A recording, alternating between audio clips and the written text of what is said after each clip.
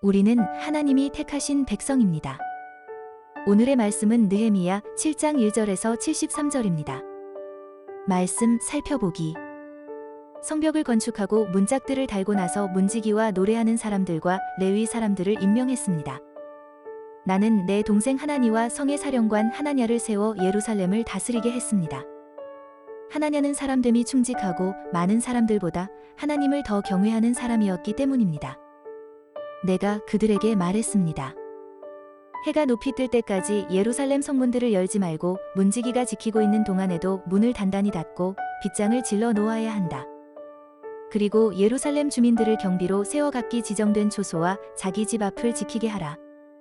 그 성은 크고 넓은데 성 안에 사는 사람들은 얼마 없고 제대로 지은 집들도 아직 얼마 없었습니다.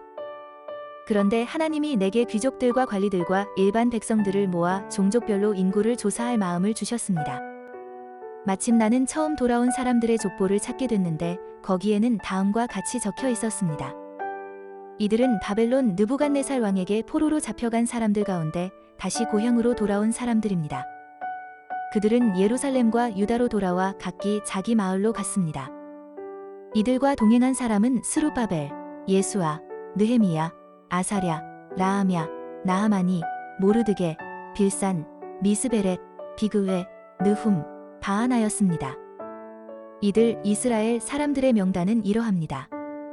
바로스의 자손이 2172명, 스바디아의 자손이 372명, 아라의 자손이 652명, 바한모압의 자손, 곧 예수아와 요압의 족보를 잇는 자손이 2818명, 엘람의 자손이 1254명, 사뚜의 자손이 845명, 삭게의 자손이 760명, 빈누이의 자손이 648명, 부베의 자손이 628명, 아스갓의 자손이 2322명, 아도니감의 자손이 667명, 비그웨의 자손이 2067명, 아딘의 자손이 655명, 아델의 자손, 곧 히스기야의 자손이 98명, 하숨의 자손이 328명, 벳의 자손이 324명, 하립의 자손이 112명, 기브온의 자손이 95명이었습니다.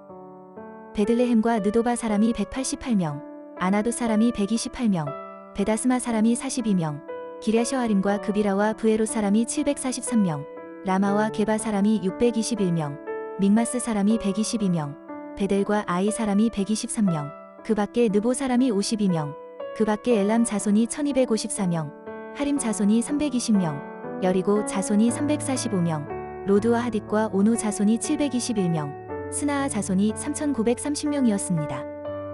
제사장들은 예수아 집안 여다야의 자손이 973명, 임멜의 자손이 1052명, 바스훌의 자손이 1247명, 하림의 자손이 1017명이었습니다.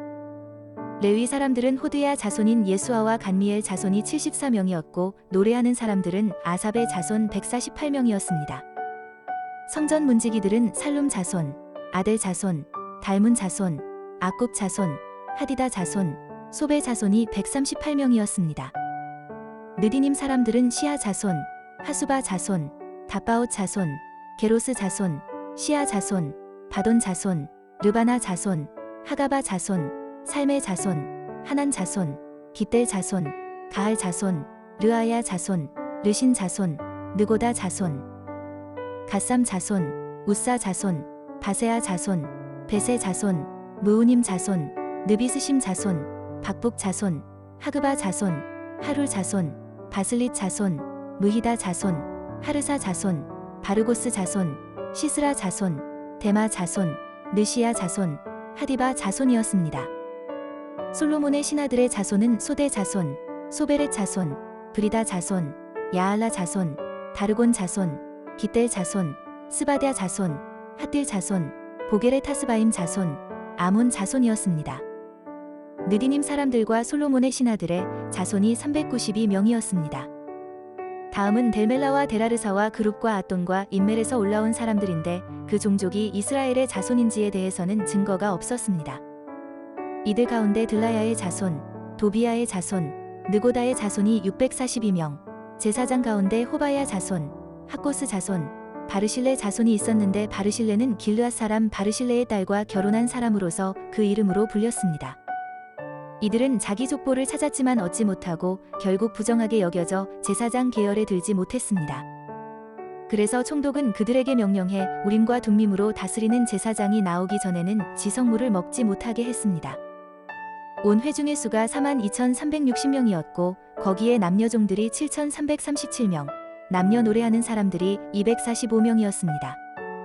또 말이 736마리, 노새가 245마리, 낙타가 435마리, 나귀가 6,720마리였습니다. 일부 족장들은 건축하는 일을 위해 기부했습니다. 총독은 금 1000드라크마와 대접 50개와 제사장의 옷 530벌을 보물창고에 들였고 일부 족장들은 금 2만 드라크마와 은 2200만 회를 보물창고에 들였습니다.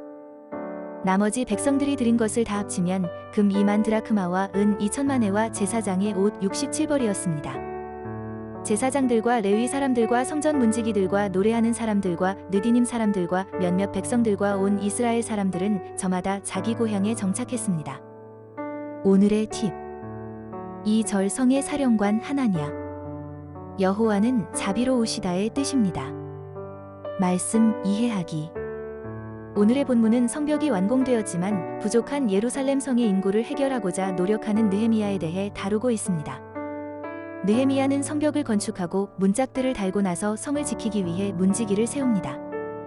그러나 느헤미야는 성벽만 관심이 있는 것이 아니었습니다. 그는 새로 지은 성전에서 예배와 제사가 계속 드려질 수 있도록 노래하는 사람과 레위 사람을 임명합니다. 예루살렘 공동체는 하나님을 예배하기 위해 존재하는 공동체입니다. 그리고 예배하는 예루살렘 공동체는 성벽을 통하여 하나님의 보호를 받게 됩니다. 느헤미야는 예루살렘을 지키기 위한 군사 지도자로 그의 동생 하나니와 성의 사령관 하나냐를 세웁니다. 예루살렘을 다스리는 행정관은 이미 존재하였습니다. 예루살렘 지방의 절반은 후르의 아들 르바야가 그리고 나머지 지방 절반은 할로에스의 아들 살룸이 다스렸습니다. 하나냐가 군사 지도자로 선택된 이유는 그가 충성스러운 자이고 하나님을 경외하는 사람이었기 때문입니다. 느헤미야가 군사 지도자로 세우는 사람의 기준은 전투력이나 행정적인 능력이 아닌 성품과 신앙입니다. 비록 성벽은 완성되었지만 여전히 이스라엘 공동체를 위협하는 대적이 존재합니다. 그렇기에 느헤미야가 신실하고 믿을 만한 사람을 군사 지도자로 세운 것은 지혜로운 결정입니다.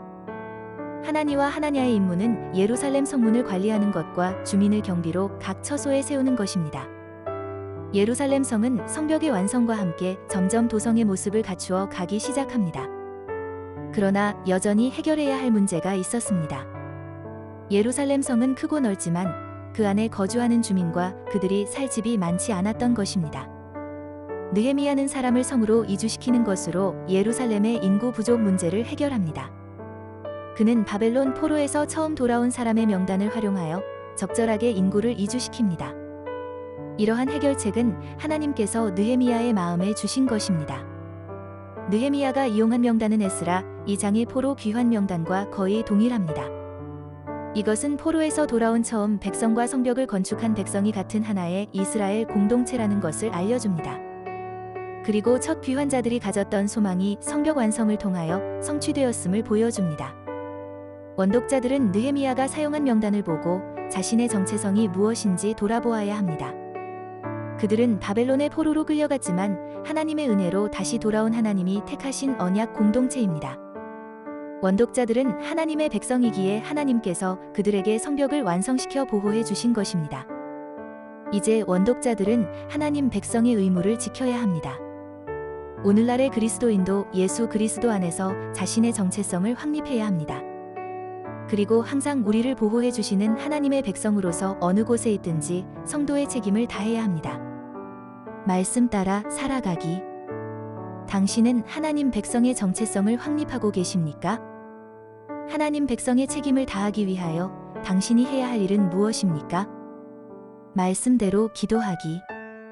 한국교회 청년들이 하나님 백성이라는 정체성을 확립하고 거룩한 백성의 삶을 살아가도록 축복하며 기도합시다.